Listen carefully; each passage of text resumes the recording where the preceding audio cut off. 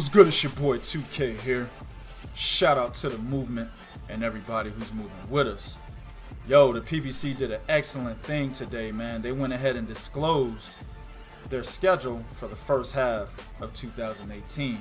An excellent idea to get the fans engaged and ready to go for some boxing in the first half of this year, right? Now, for us at 3kingsboxing.com, we were not surprised by any of these announcements.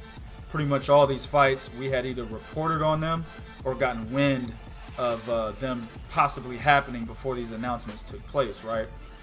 For example, you got Jamal Charlo versus Hugo Centeno Jr., Omar Figueroa versus Adrian Broner, fucking Leo Santa Cruz versus Abner Mares, etc., right? We pretty much already knew these fights were going to happen, or we already reported on them. One of the fights that we were expecting to hear was the rematch between James DeGale and Caleb Truax. Now, last we heard, we knew James DeGale was trying to exercise that rematch clause that he had, right? And we expected a lot of that shit to be ironed out and ready to be announced today, but apparently they weren't. So they're pretty much in negotiations still. But we think that fight will be announced sometime soon, right? But one of the surprises that's pretty much unrelated and came to my news feed, you know, from a couple cats that are affiliated with the movement, was the return of two-weight champion at 105 and 108, the WBO champion, Mr. Kosei Tanaka, who I will add is only 22 years old and he's already a two-weight champion, right?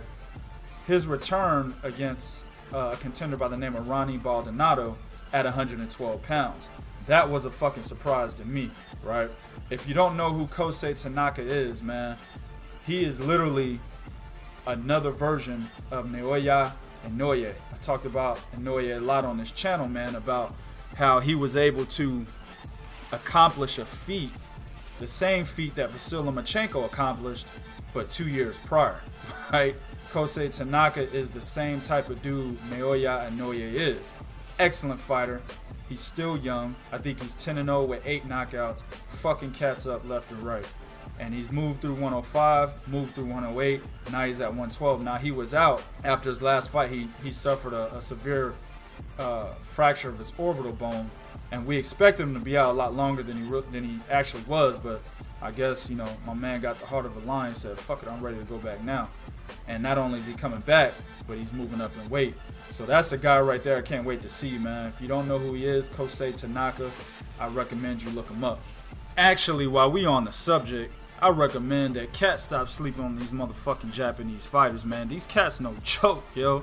I mean, you got Kosei Tanaka, Naoya Inoue, Daigo Higa, who's also at 112 pounds. You got Ken Shiro, who's at 108. You got Ryuichi Taguchi, who's at 108.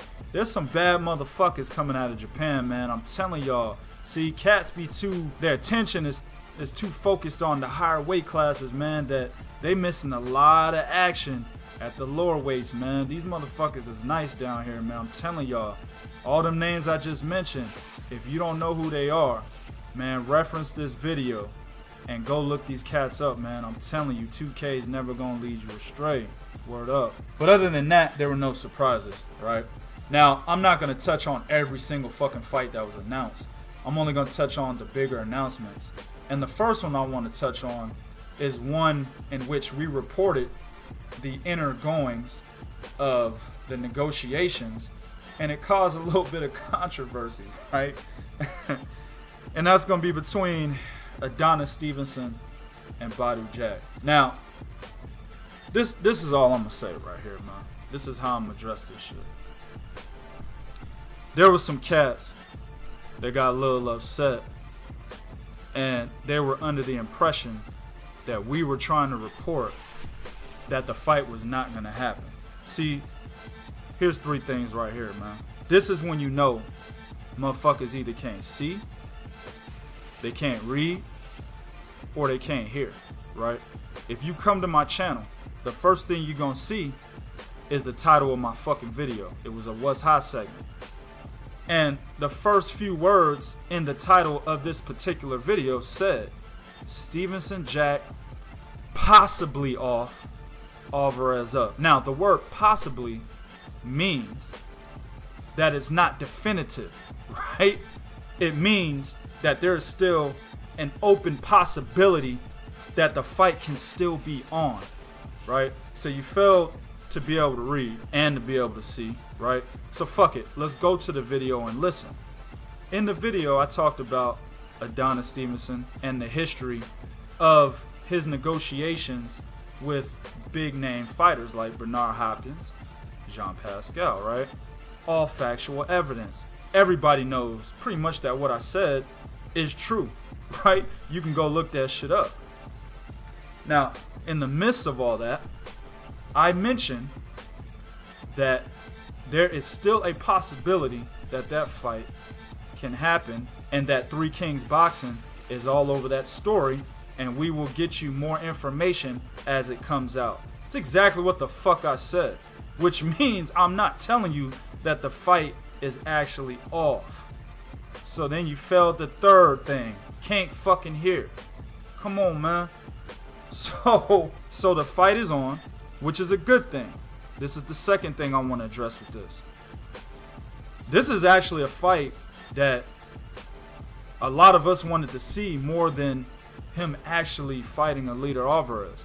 I like the Alida Alvarez fight too, don't get me wrong. But Badou Jack is a great fighter. I think he's a better fighter than Alida Alvarez. So this is a good fight, right? And I'm glad they were able to make it happen. We're no longer going to see Adonis Stevenson against cats like Dmitry Sakotsky. You know what I'm saying?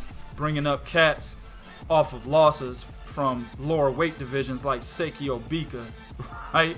You know, fighting cats that got a miracle win against a faded former champion like Tommy Karpensy, right?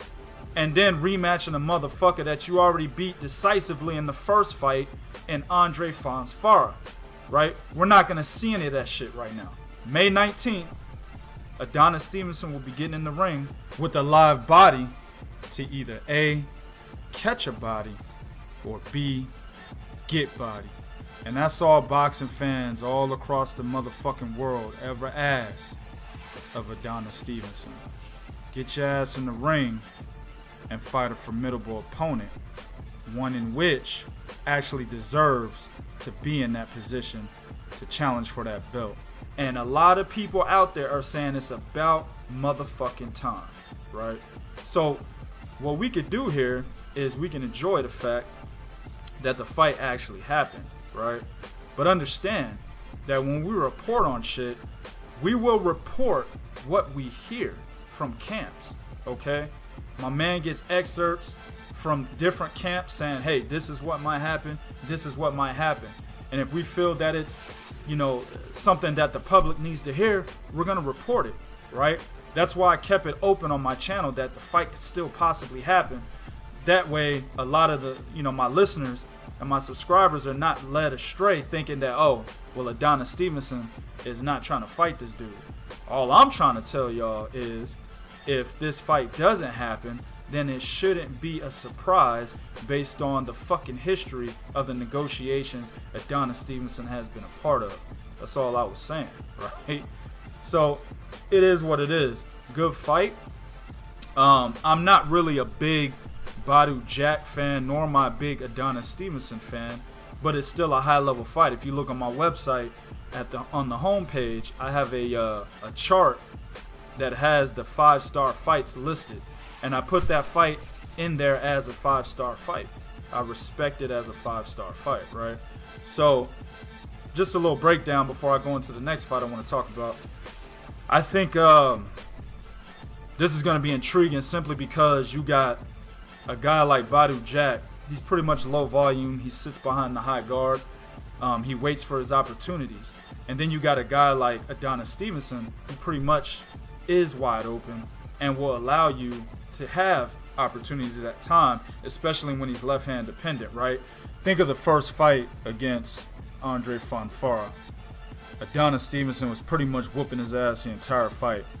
Then he became a little too left-hand dependent. Couple that with him being gassed, and Andre Fonfara actually started coming back, and I believe he even dropped him late. I think he dropped him in like the 9th round or something like that.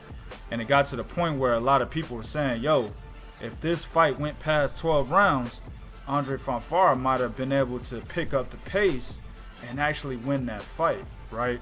It was a little too late by the time he was able to make his comeback, but my point is he actually became a little too left-hand dependent, and he started to pay for it late in that fight by making subtle mistakes that Andre Fonfara was able to exploit. I could see that happening here. Shit, if you look at the rematch with Andre Fonfara, dude was literally chasing him around the ring with his left hand caught. You know what I'm saying? And a guy like Badou Jack, he's smart enough. He's not going to brawl with you like Thomas Williams Jr. did. He's just going to wait. He's actually going to set traps of his own and hope that you fall into them, right?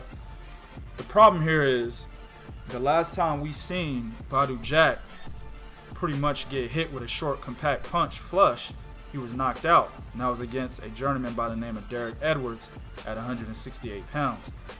Remember, Badou Jack is moving up in weight, and Adonis Stevenson has a major left hand, man. That shit is like a sledgehammer, right? Can he take that kind of punch from that type of left hand, moving up in weight, when he had problems taking a right hand from a journeyman by the name of Derek Edwards? That's what makes this shit intriguing. If he can take these shots, Badou Jack has all the tools in his tool shed to be able to beat a guy like Adonis Stevenson. So we'll see what happens. The next one I want to talk about is Erislandy Lara versus Jarrett Hurd. And that's going to be a unification bout of the WBA Super and IBF titles at 154 pounds. Now, shout out to my man Andrew. Me and this cat was going back and forth, you know what I mean, about this fight right after Austin Trout quit because he got too tired from beating the shit out of Jarrett Hurd. You know what I'm saying? My man literally got gas from whooping his ass, right? So right after that fight, me and my man Andrew, we talking and shit, and we literally was talking about Erislandy Lara versus Jarrett Hurd. Now my man felt that Jarrett Hurd was going to be too much pressure for Erislandy Lara. Lara was not going to be able to use his footwork the way he has been against a lot of these lesser opponents that he's been fighting, and eventually he was going to get broken down and possibly put out, right? I was on the opposite end of the spectrum. I said that guys like Tony Harrison and Austin Trout were able to outbox Jarrett Hurd to the point where the fucking fight looked one-sided. The only problem with both those guys was, A, Jarrett Hurd did have opportunities to break them down because they would stop moving at points in the fight, and B, they got gassed, they got tired, thus Jarrett Hurd was able to take advantage of them, right? I don't see that happening with Erislandy Lara. Erislandy Lara is going to continue where those two guys left off, but he will not get tired, right? Jarrett Hurd runs into punches, man. He has absolutely no defense. His ability to cut the ring off is not that great. He literally runs into shots in order to get his shots off and really waits for you to get tired from using a lot of movement. That's when he's able to get inside of you, and that's when he digs to the body. And that's pretty much when you start to fade and ultimately quit, right? Erislandy Lara is not that type of dude. You know what I'm saying? He moves around the ring gracefully, and he can do it for 15 fucking rounds. You see what I'm saying? Look at the fight with Canelo Alvarez. Canelo Alvarez is a much more prolific body puncher than Jarrett Hurd is, right? Which much more experience than Jarrett Hurd. And he still couldn't really stagnate the movement of Erislandy Lara. So how the fuck is Jarrett Hurd gonna do that, right? He has less technique than Canelo does. He plods. This is gonna be funny hearing this shit, but Canelo's footwork is better than Jarrett Hurd's. That's real talk. Jarrett Hurd plods. You know what I'm saying? He has a very big advantage in height and reach, but he don't use his reach. He's really just trying to get on the inside, right? And then again, for the second time, he doesn't cut the ring off very well. He follows you around the ring, and that's what leads him to getting caught with jabs literally the entire fucking round.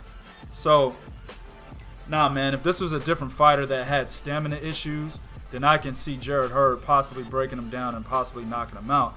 But Erislandy Lara is never known to have stamina issues. Now, people come out like this. They say, well, Alfredo Angulo and Steven Espinoza even mentioned that in the announcements today, right? Jarrett Hurd is like Alfredo Angulo.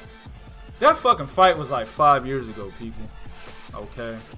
And furthermore, Erislandy Lara fought the wrong fight in that fight. That's actually why that bout was so goddamn close. Erislandy Lara, and since that fight, hasn't fought the wrong fight since. You know what I'm saying? He's actually stuck to who he is and what he's really good at. And he's dominated people. Now, just like Adonis Stevenson, Erislandy Lara has been doing the same thing. He's been fighting cats like Yuri Foreman, your Jan Zaveks, right? Your Terrell Goshes. But we will no longer be seeing that when these two step in the ring. April 7th. So on that date, we will no longer see Erislandy Lara fighting second tier type quality of opponents, right? He'll be in there with a dog, a really big guy for the division. Shit, Jarrett Hurd looks like he can make 175 easy. You know what I'm saying? So it's really gonna be a fight that is the epitome of the bull and the matador. Problem is, for Jarrett Hurd, Erislandy Lara is an expert matador, right? So I can't wait to see that goddamn fight. It's gonna be intriguing to see what happens. You can already hear in my voice and how I broke it down, just this little small breakdown, that I got Erislandy Lara winning this fight, just simply because he can just pretty much pick up where Austin Trout and Tony Harrison left off. Alright, do what you do in the comment section. Let me know what you think about these two fights. It'll be real. This is real talk for real fans. One.